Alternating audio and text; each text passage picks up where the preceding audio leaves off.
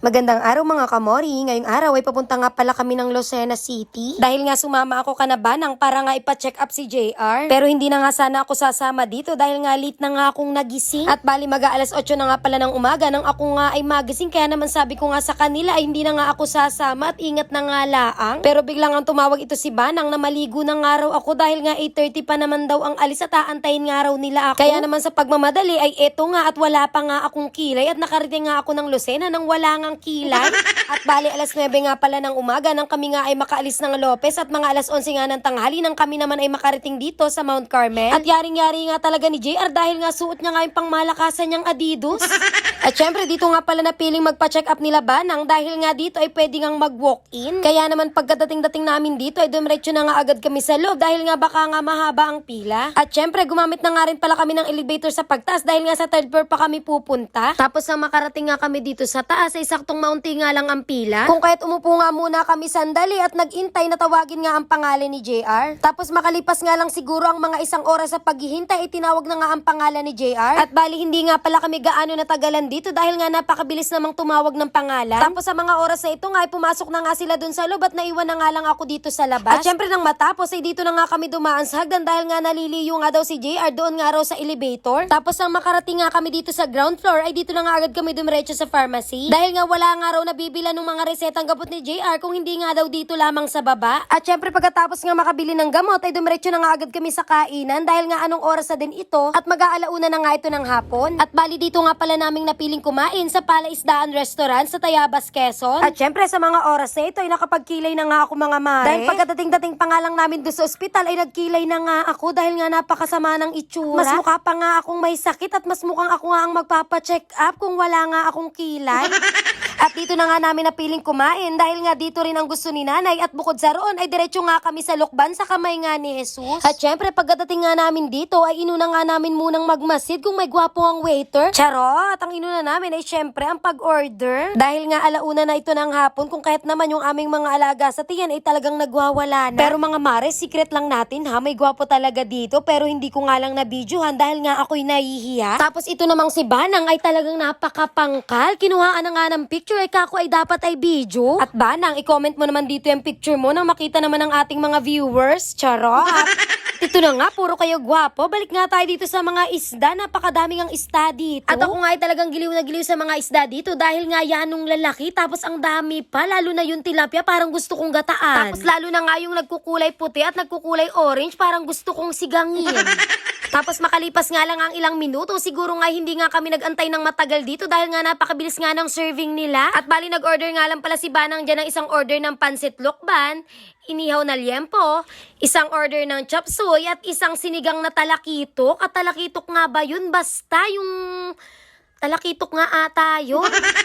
Tapos syempre, sabaw nga ang aking inunang kuhain dahil ito nga ang request ko kay Banang, kako nga ay mag-order ng may sabaw. Dahil nga kapag ako'y ganitong nagbiyahe, ang pakiramdam ko lagi ay para akong lasing. At easy mo, ang pakiramdam ko nga ay may hangover.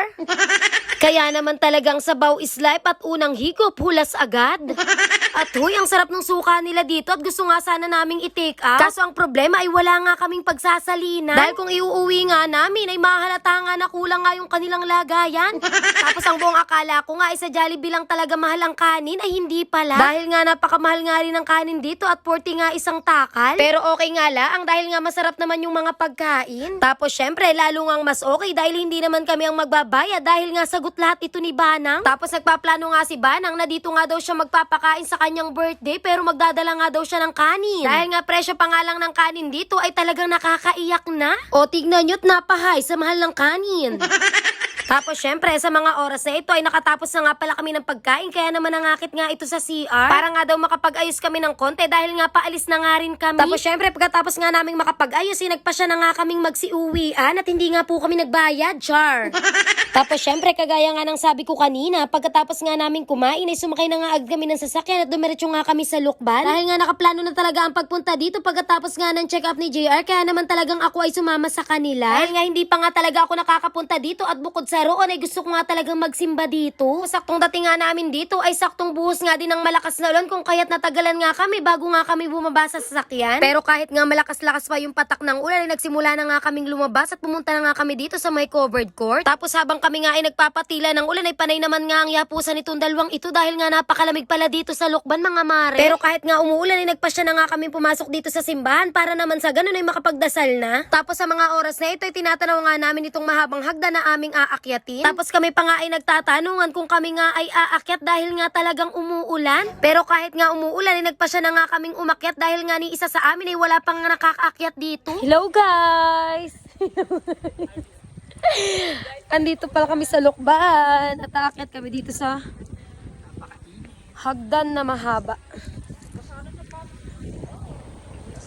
At ayun na nga mga mare, nung una nga talaga'y nakakangiti pa kami. Kaya nga kahit umuulan ay for the go nga sa pag-akya. Dahil kung titignan mo nga ito dun sa baba ay parang basic na basic nga laang. Tapos lahat nga kaming apat ay first time nga lang din naming makaakyat dito pero hindi nila nga first time na pumunta dito. Dahil nga kapag daw pumupunta sila dito ay hindi nga sila umaakyat dito sa taas. At ako nga lang talaga ang nag-aya dito sa kanila na umakyat nga kami kako at hindi pa nga talaga ako nakakaakyat dito. Tapos sa katunayan nga ay siguro nga ay nakailang silo nga kami dito dahil nga talagang lumalakas nga yung ulan. Tapos kapag nga medyo mahina na at kaya na nga namin ay naglalakad na nga ulit kami nang makarating nga agad kami dito sa itaas. Tapos sa mga oras na ito ay parang nasa kalahagatian na nga kami at yung mga tuhod nga namin ay talagang nangangatog na. Tapos kako nga sa kanila ay dali-dalian na nga natin nang kami nga ay makarating na dun sa itaas. At makalipas lang siguro ang mga 30 minuto ay nandito na nga kami sa taas. Tapos si Ate Toyang mo nga ang nauna dito sa taas dahil nga yagyag na yagyag ang atin nyo.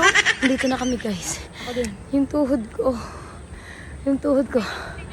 Tapos pagdating nga namin dito sa taas ay biglang patak nga din ng malakas na ulan kaya naman buti na nga laang at may silungan nga ditong kakarampot. Kaya naman sumilo nga muna kami ng bagya dahil nga malakas nga yung ulan at bukod sa ron ay para naman makapagpahinga muna nga kami ng sandali. Tapos syempre kapag nga nakakyat kayo dito sa taas ay ito nga ang bubungad sa inyo, napakaganda nga ng tanawin at kitang-kita nyo nga talaga ang bayan ng Lukban. Tapos syempre hindi na nga rin pala kami nagtagal dito sa itaas dahil nga ang iniisip namin ay baka nga abutin pa kami ng mas malakas na ulan. Tapos kung mararamdaman nyo lang talaga yung nararamdaman ng tuhod ko dyan, ay Diyos ko po, dito lang pala ulit ako sa kamay ni Jesus kikiligin. Dahil nga talagang kilig na kilig nga yung pakiramdam ng aming mga tuhod dyan, lalo na nga kapag nakatayo.